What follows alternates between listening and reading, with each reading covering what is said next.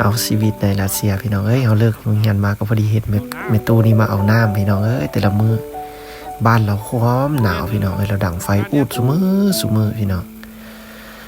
กับชีวิตอยู่รัสเซียพี่น้องเอ้ยมื้อนี้กับว่าเราลบตั้งวันแล้วลบ36องศาพี่น้องเอ้ยเดี๋ยวเขาสิออกไปนอกแล้วสิถ่ายให้พี่น้องเมืองเด้อว่าในองศา36องศานี่เพิ่นสิอยู่จังได๋ไปจังได๋พี่น้องเอ้ย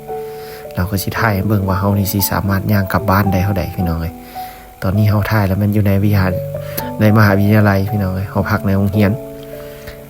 แทกได้ละแม่นตอนเช้า 8:00 นพี่น้องเอ้ยอากาศละแม่นลบ36องศาถือว่าเมื่อสูงสุดละที่เฮามาอยู่นี่เห็นเอาเดี๋ยวเฮาสิพาพี่น้องออกไปเบิ่งตอนเฮากลับบ้านยามแลงสภาพเป็นจังซี่เลยเฮาพักในโรงเรียนเอาเดี๋ยวสิอัปเดตให้เบิ่งอีกชีวิตอยู่รัสเซียเลิกของเรียนพี่น้องเอ้ย30อากาศ36องศาพี่น้องโอ้ยติดลมทางย่างทางแล่นกดเลยเลิกเรียนพี่น้องเอ้ยกลับบ้านกลับซองบรรยากาศบ้านเถินเด้อตอน36องศาพี่น้องเหนียวเลยหน้านี่เพื่อนพี่น้องเอ้ยกำลังย่างกลับเพื่อนมื้อนี้เราแมนยูรัสเซียแมน36พี่น้องติดลบกัดจนเหนียวหมดเลยทางย่างทางแล่นนั่นนี่นะ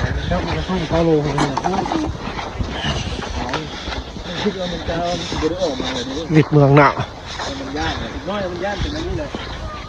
หน้าจนเหนียวพี่น้องเลย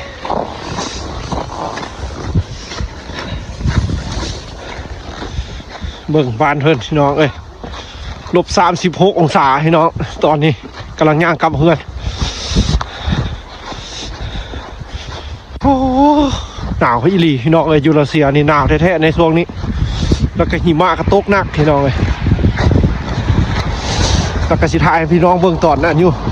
ตอนอันลบ36องศาเด้อในบ้านเพิ่นพี่น้องเอ้ยเดี๋ยวสิย่างไปเอาเครื่องนี่เอาเครื่องอยู่บ่อนสร้างเครื่องนะมันจะมีบ่อนสร้างเครื่องยูรัสเซียได้เครื่องไซแบบเป็นเครื่องไซครัวเฮือนนี่แหละแล้วก็สิถ่ายฮอปพี่น้องโอ้ยหนาวเย็นสุดยอดรัสเซียอากาศ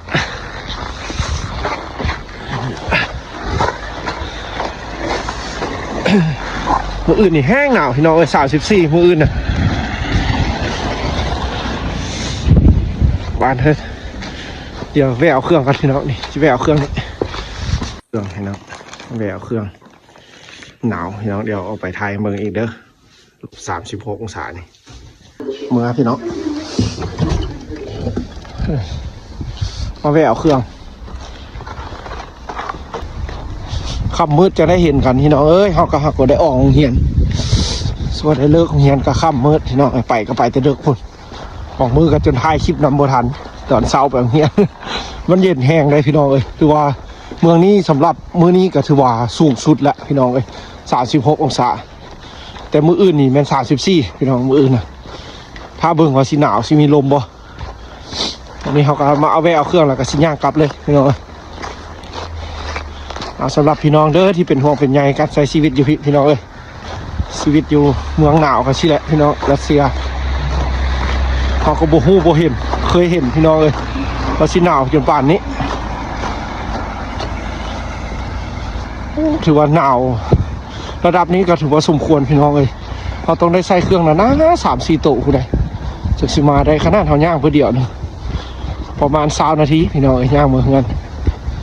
แต่ก็หนาวแห้งแท้ได้เบิ่งแต่คนบ้านเพิ่นแล้วเพิ่นก็สิหนาวคือกันนั่นแหละเอาขอบใจพี่น้องเด้อที่ยังเป็นห่วงเป็นใยติดตามคลิปชีวิตอยู่รัสเซียพี่น้องเอ้ยถ้าเป็นฤดูแล้งพุ่นแหละพี่น้องเดี๋ยวสิถ่ายเบิ่งงามๆเขาก็จะถ่ายให้พี่น้องเบิ่งเนาะชีวิตอยู่ในมหาวิทยาลัยพี่น้องเอ้ยเพราะว่ามันเป็นตาน่าสนใจได้พี่น้องอยู่ในโรงเรียนนะเพราะว่ามันมีหลายประเทศพี่น้องเอ้ยมันเป็นตาสนใจหลายสิ่งหลายอย่างในรัสเซียพี่น้องพอมีหลากหลายได้ที่โรงเรียนเอาเรียนให้30-40ประเทศนะพี่น้องแต่แบบใช้ชีวิตมันจะแตกต่างกันไปหลายอะไรแนวเขาก็จะถ่ายให้พี่น้องเบิ่ง ว่าอยู่ในหอพักในโรงเรียนในมหาวิทยาลัยเป็นอะไรเราก็จะค่ายพี่น้องเลยแต่ครับเขาเคยเอาลงแล้วแบบมีผู้ที่เพิ่นบ่หวังดีนำเฮาเพิ่นเลยเซาเอาคลิปเฮาหันไปลงในซองอื่นแล้วก็ไปกระจายความไปทางที่บ่ดีหั่นน่ะพี่น้องเอ้ยแล้วเฮาก็สว่าโอ้ขึ้นไปขึ้นมากับบ่เป็นตาท้ายแล้วก็บ่ได้ท้ายลงพี่น้องเอ้ยมีแต่ท้ายให้พี่น้องเบิ่งในการใช้ชีวิตจังซี่เอาพี่น้องเอ้ยเอาที่ขอบใจพี่น้องเด้อที่เป็นห่วงเป็นใยแล้วก็พ่อแม่ทางบ้านคลิปหันแม่นอยู่ในมหาวิทยาลัยหันเอาหันได้รับอนุญาตเพิ่นถ่ายคลิปแล้วแต่หักเอาไปลงหันแล้วแบบมันมีผู้ที่บ่หวังดีแหละพี่น้องเอ้ยเพิ่นจะเอาคลิปเฮาไปกระจายความเป็นทางอื่นแล้วผู้เพิ่นบ่ฮู้เพิ่นจะเข้าใจผิดว่าเฮามาเฮ็ดหยังอยู่รัสเซียสินะแล้วมันสว่าเอาก็บ่สบายใจแล้วเฮาก็บ่ได้ถ่ายให้พี่น้องเบิ่งว่าในมหาวิทยาลัยเป็นจังได๋แต่หักอยากถ่ายพี่น้องเอ้ยแต่หักเขาอันถ่ายได้แต่เอาไปลงแล้วแบบคนอื่นหั่นน่ะพี่น้องเอ้ยที่เพิ่นที่หวังดีนำเพราะว่าชีวิตอยู่รัสเซียมันมีหลายแนวเป็นแต่สนใจแฮงพี่น้องเอ้ยเขาก็อยากถ่ายพี่น้องเบิ่งคือจะเชื่อเด้ความหนาวมันโหดหายขนาดพี่น้องจะเป็นน้ำแข็งน้ำก้อนหมดเลยอยากถ่ายอยากให้พี่น้องได้เห็นน้ำว่าอยู่รัสเซียว่าเป็นจังไหนพี่น้องเอ้ยชีวิตเมืองหนาวตรงผู้คนบ้านเลยรถเมย์จะเป็นมุนกุ๊บสิแหละพี่น้องเอ้ย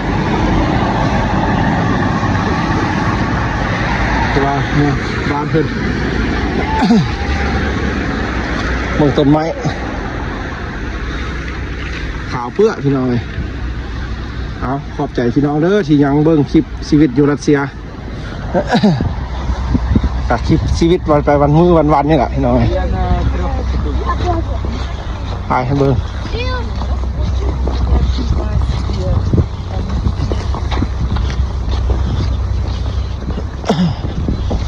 เพราะว่าอยู่ในมหาวิทยาลัยเนาะมันมีการใช้ชีวิตแบบหลายวัฒนธรรมพี่น้องเลยเพราะว่าแบบคักนั่นแหละพี่น้องในมหาวิทยาลัยนะเราก็จะค่ายจะเก็บบรรยากาศให้พี่น้องได้เบิ่งแล้วก็เก็บบรรยากาศชีวิตของตัวเองออกมาอยู่รัสเซียเป็นจังไหนพี่น้องเลยผู้ที่ยังบ่ฮู้หั่นเพื่อเพิ่นยังมีลูกมีเต้ามีลูกมีหลานที่กำลังสิมาเขาก็อยากค่ายให้เบิ่งเพราะว่าอยากสื่อสารให้ทางบ้านได้ฮู้ว่ามาเฮียรัสเซียเป็นจังไหนการกินอยู่การไปกันมาเขาก็เพียงแต่คิดจากสั้นอยากถ่ายคลิปให้เบิ่งซื่อๆเก็บไว้พี่น้องเอ้ยเพราะว่าส่วนน้อยที่หลายคนที่ได้ถ่ายคลิปแบบนี้เพราะว่าชีวิตอยู่รัสเซียมันจะมีน้อยคนที่จะได้เข้ามาใช้ชีวิตตัวจริงๆแท้ๆพี่น้องเอ้ยส่วนหลายคนก็จะมีการมาเข้ามาเที่ยวซื่อๆแต่นี้เราได้มาใช้ชีวิตจริงๆเลยแบบอยู่นี่6 ปีเลยพี่น้องเอ้ยนี่พี่น้องวานเป็นตัวเบื้องหน้าเราคมหนาวเอาน้ำนะ У вас такого нет, ага? Нету, да. У нас нету. Дели какие? Питки? Конечно. Да. У нас очень хорошая вода. Да. Это чистый, да. Чистая, ага. Да. У нас нету такие. А ты откуда вас? Лаоса. Лаос? Над Лаоса, да. Холодно, да, Juven? Сколько градусов это очень холодно. Да? Juven, сколько вас? Не знаю. Не знаю, да? Нет, так нормально. บ้านในตู้พี่น้องเรา Всего доброго тебе. เด้อว่าเราเอาน้ำสมือพี่น้องนี่พวกเงินเราแม่นี่เราดังไฟสมือวัดสเกมซีวูด Меня зовут? เนี่ยสเกมซีวูดโดมา С мужем. มูสเหรออ๋อ Да, а что? เนี่ยซีวูดตัวเล็กกับสไปซี่อินเจเลสนะเลยเราก็เอาน้ำสมือสิแหละพี่น้องเอามาเตะหงเฮียนเอากระเทนเรากระทายเลยคักพี่น้องเราแอนนะน้ำกับแบบเราเอาไปกินพี่น้องเราว่านะเอาไปต้มกินพระเจ้าจะแบบนี้พี่น้องวัฒนธรรมรัสเซียนี่งานเราจะสะอาดขนาดพี่น้องเราเท่าสิแต่เราคือสิหนาวพี่น้องเบิ่งแม่นี่เป็นตู้คือสิหนาวขนาดเราจึงดั่งไฟฝิ่งแบบนี้เพราะว่างานเราบ่มีท่อแอร์คมห้อนพี่น้องถ้าเป็นงานแบบนี้ได้นี่เข้าบ้านละพี่น้องเอากระชายเบิ่งพี่น้องเราเอานะสมมติเขาลงเฮียนมาแล้วก็เห็นเราพี่น้องเลยน้องอันนี้ก็ถือว่าอยู่รัสเซียพี่น้องเลยในช่วงอากาศหนาวแห้งพี่น้องอย่างนี้นะเราก็บ่ฮู้เขาถามเราว่า หนาวที่สุดจูเม่นนี่เท่าไหร่เราก็ยังบ่ฮู้เพราะว่าเพิ่นก็สิน่าจะเบิ่งโทรศัพท์บ่เป็นเพราะว่าเพิ่นเฒ่าแล้วถ้าเพิ่นเบิ่งเป็นก็สิฮู้พี่น้องว่าจักองศาแต่เฮานี่คือว่าหนาวเขานะพี่น้องในช่วงนี้หนาวแฮงเดือน2พี่น้องเอ้ยอยู่บ้านเฮาสิเป็นแนวใดพี่น้องเอ้ยอากาศสิเป็นจังได ตอนนี้เฮากำลังย่างกลับบ้านพี่น้องเลิกโรงเรียนแล้วก็พอดีมาเห็นเราใจแฮกกระยักอันนั้นได้พี่น้องเนาะคันสมมุติว่าเอาลึงกับเพิ่นได้นะเข้าไปถ่ายวิถีชีวิตกสิดีพี่น้องแต่หากคนรัสเซียเขาเจ้าจะบ่ให้เฮาไปถ่ายหรอกเพราะว่าเขาเจ้าจะบ่ค่อยจะมักเอาการทางออนไลน์พี่น้องเพราะว่าบ่คือสัญชาติอื่นนี่ก็ไฟเขียวละเอายังขอบใจพี่น้องเด้อที่หับชมเฮาพี่น้องเพื่อเป็นกำลังใจให้เฮาชีวิตอยู่รัสเซียขอบใจหลายๆพี่น้องเด้อที่ยังติดตามอันนี้ก็ชีวิตเฮาแต่ละมือซุมือพี่น้องสิละเลิกเรียนละกับมื้อวันเสาร์วันอาทิตย์ก็ไปตลาดตะลีพี่น้องถ่ายให้พี่น้องเบิ่งในช่วงภาคในฤดูแล้งพี่น้องสีงามได้รัสเซียน่ะบรรยากาศที่ดีพี่น้องเลยเอาสิกลับบ้านก่อนเจอกันใหม่คลิปหน้าพี่น้อง